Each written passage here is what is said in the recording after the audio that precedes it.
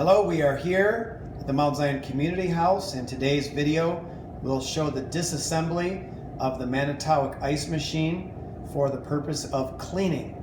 So the first thing we're going to do is take a look at the machine and take off the front panel.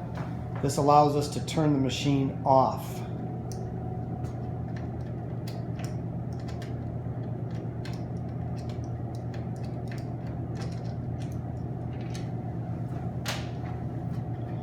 So there's a single screw you can see there, and we're going to put these pieces on the rack to kind of show you step by step. So you can see there's a inside here it says ice off clean move. So we want that switch there to be in the center position.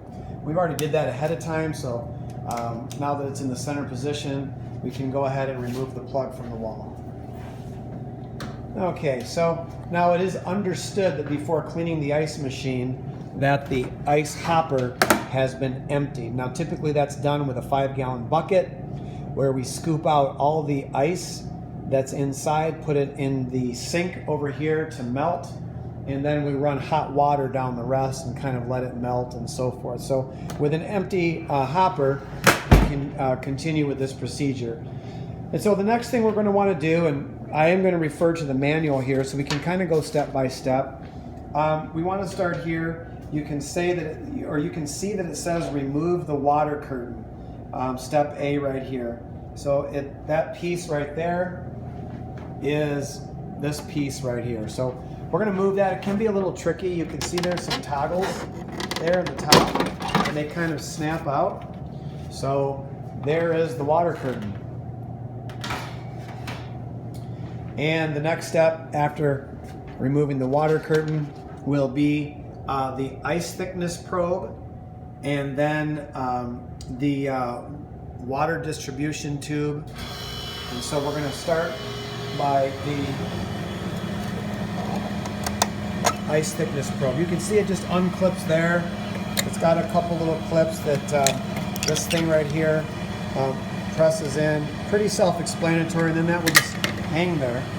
The next thing is this water tube removal. Now that's this element here. You can see these little thumb screws, and for that it should only be tightened with fingers, finger tight. But if you have difficulty, get a pair of needle nose pliers in there, and you can unscrew that. Once these are unscrewed, then this whole assembly will just pull right out. It's tight. All right, so we're going to get a pair of needle nose pliers and get that out.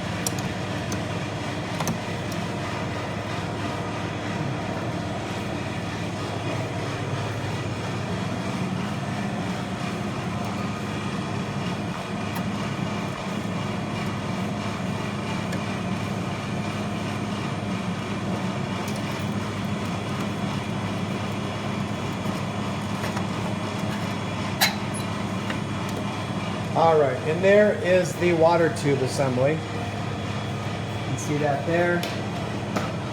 And then there's a couple pull tabs up there. You're going to see this pull tab right there, another right there. Just grab that with your thumb and finger and pull that straight out towards you. And that is the full water tube assembly. So put that down. Okay, so now you can see we have the ice thickness probe and the water distribution tube that sits at the top of the ice cube tray. We got that out. The next step is we're going to remove the water trough and then go underneath and start removing both this probe here. You can see the arrow pointing there to that little probe, and then this motor underneath. All right, so now you can see there's a couple finger placement areas you can kind of pull in, and then pull that straight out to yourself. A lot of these things are like a press fit.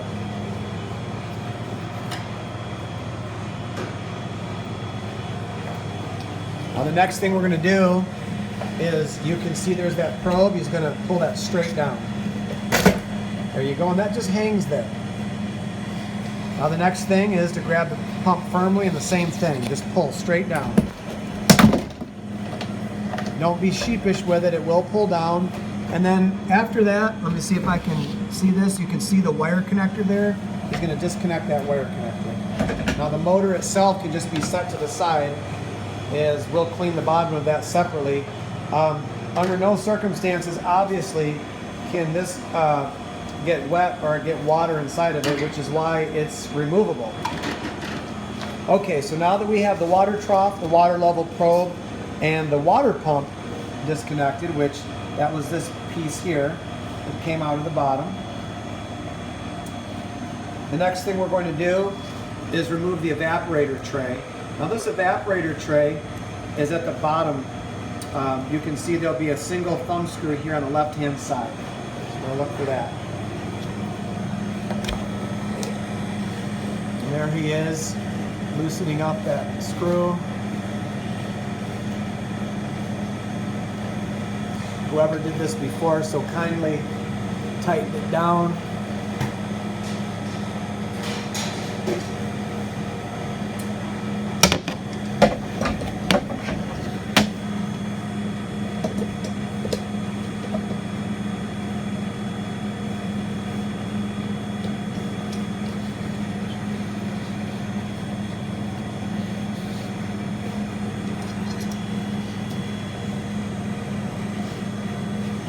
I think you're going to have to grab under like this and rotate. You understand what I mean?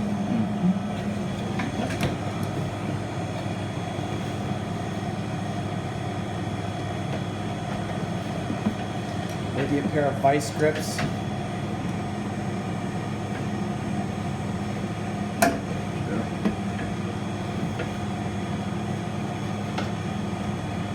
Now it is important to note that none of these items that we're trying to unscrew should be threaded in too tightly, at the risk of the next guy or the next cleaning being unable to get it out.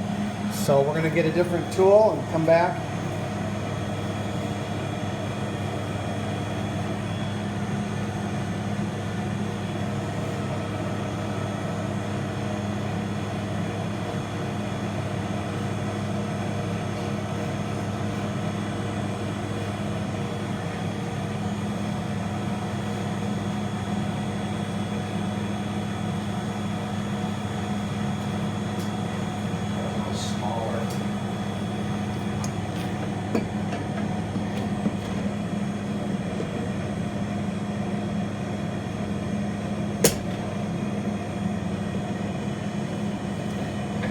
Maybe you can grab it now the way you were with the big ones because you'll have room. No, I'm saying with the small ones, but from the side now. Oh. You can actually probably get that in there now.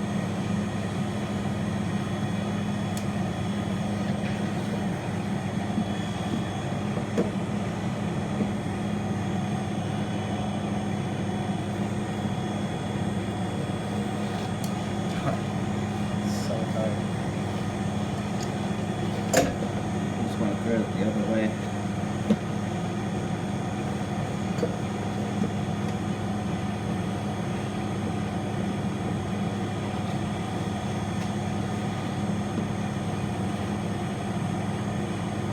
Yeah, you're going this way. So grabbing it and going to the left. that be loosening it or tightening it? It seemed like the other way we were doing it was tightening it.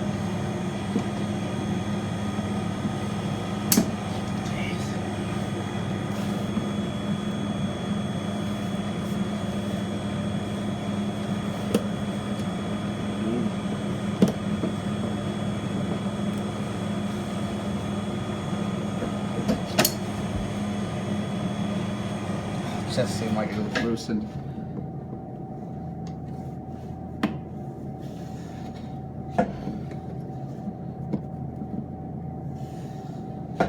So this was probably over tightened the last time it was done.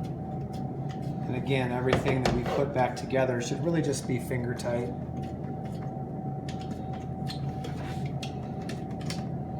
There we go. We got it. That little screw.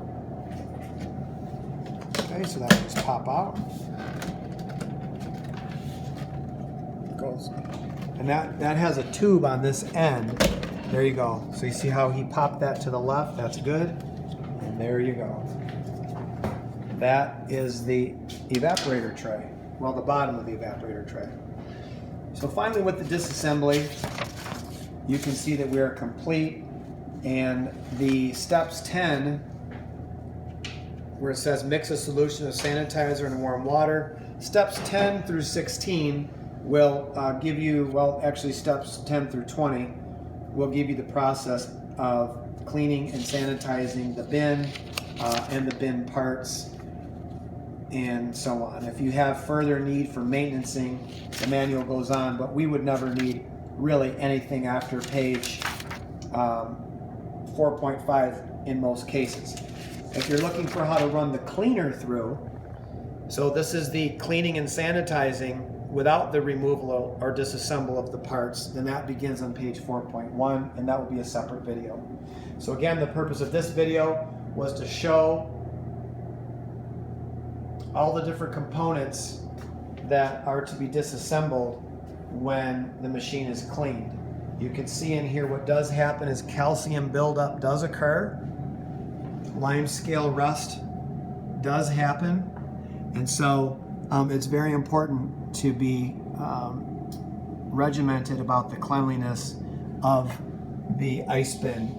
And in fact, for health code purposes, one of the areas that the health official will always check on an inspection will be the ice machine. And they do look underneath here for buildup.